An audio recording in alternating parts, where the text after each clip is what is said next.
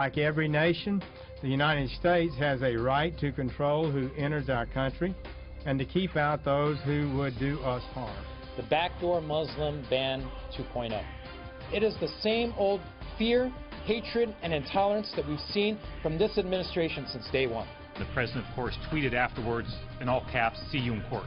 The president was essentially afraid to see us in court because he knew he would lose again. And with this order, President Trump is exercising his rightful authority to keep our people safe.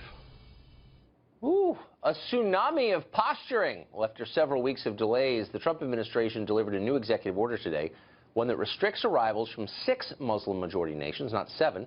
This order is more limited than the one issued in January. It removes Iraq from the list, and it exempts those who already hold green cards or visas. Permanent residents of this country can come and go as always. Those restrictions have done nothing to stop a revival of the outrage that created the first order. Bill Frelick is the director of refugee rights at Human Rights Watch, which has already denounced the new order as no better than the old one. He joins us now. Bill, thanks for coming on.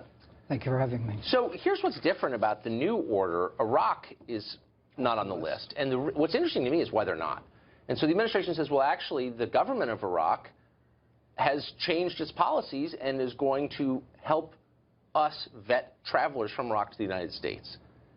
And isn't that a good effect? And isn't the onus really on the other countries involved in this to do a better job? With respect to Iraq, there are a lot of other issues having to do there are, but that's one of them. With waging the war there. Right. Yeah, I mean, I'm glad that Iraq's off the list, so I'm fine with that. But you acknowledge that they're off the list because they've addressed the basic concern of this, which is that people whose background we know nothing about might wind up here and they might be a threat to us. That's not a crazy concern. It's not a crazy concern, but the history of terrorism in the United States doesn't really connect to the 6 countries or the 7, including Iraq, that were on the list. And that's the point that was made again and again by the courts in saying the order, by the 10 senior terrorism and national security figures, two secretaries of state, Secretary of Homeland Security, head of the NSA, head of CIA, that basically said, you know, we've seen up until 7 days before the first executive order, we've seen all of the intelligence here. There's no specific threat whatsoever, and there's nothing historically that shows a threat coming from these 6 countries.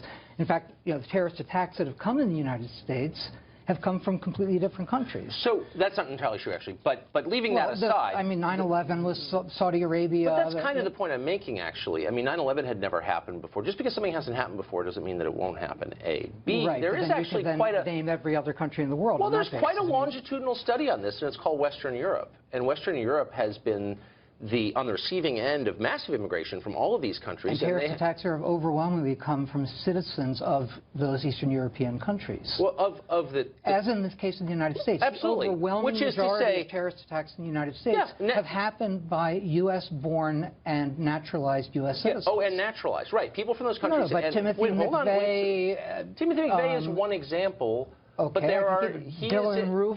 Those are tiny minorities just by the numbers, not by the numbers at all. 168 killed in the Oklahoma City bombing. That's absolutely right. Back in 1993, that is absolutely true. But updated by 20. Since 9/11, that's the most significant terrorist attack in the United States. You're saying that's not significant? I'm not saying it's not significant at all. I'm sorry, I misunderstood. All I'm saying is that Western Europe is disintegrating, its social fabric is in trouble, and there's been a ton of violence in a bunch of countries. People want to deny it, but it's real. Go there. I was just there. It's real.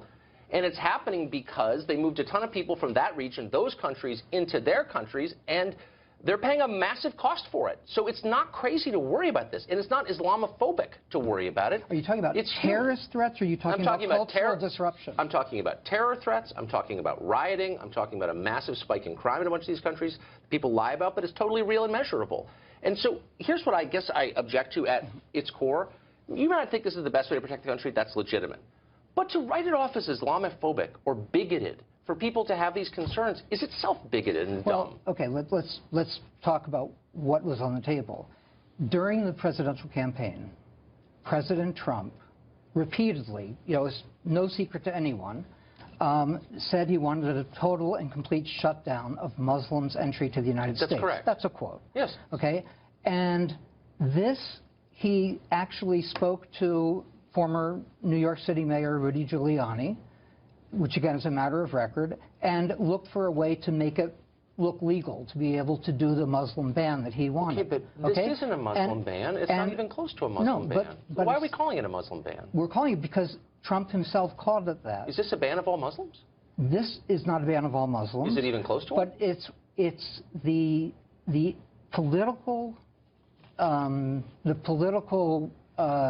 firepower that he got out of this was using the term Muslim ban and indicating I thought you were the one who's using them, because you're actually in your materials today you're calling it a Muslim ban. He's not calling it that, and indeed it's not actually. What contaminates the executive order, which doesn't say Muslim in it, that's absolutely the case. It doesn't apply to most of the world's Muslims, as you know, not even close. No, but any discrimination doesn't have to apply to all the people that are being discriminated against. Look, it's just the point. Here's the only point I'm making, and it's not really about Trump or what's in his heart or his motives. It's about the tens of millions of other Americans who support this, and the majority does support it. As you hold on, they're not supporting Islamophobia. Maybe they're looking around and saying, perhaps there's a connection between the people who live in these countries and these terrible acts, and that's not a crazy conclusion to reach, is it? I think it's a conclusion that's really not warranted in terms of, when you're looking at refugee admissions to the United States, for example, going back to the Refugee Act of 1980, that's brought about 3 million refugees to this country. Right. There's not a single refugee admitted to this country since the Refugee Act of 1980, the 3 million people, that has committed a fatal terrorist act against any American.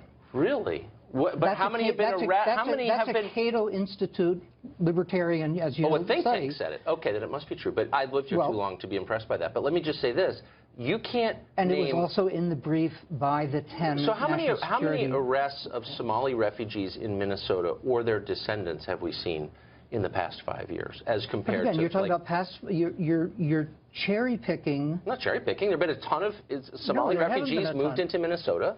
A ton into Minnesota and Maine, and you've seen a massive spike in arrests for terror. I mean, I don't know. I don't think that's true. Well, of course it's true. How many arrests in Minnesota for terror were there 25 years ago? 0. How many are there now? Dozens. I mean, that's not an accident, is it? I don't think that's the case. Okay. I think it is. We're out of time, unfortunately. Email me. I'll send it to you. Thank you, Bill.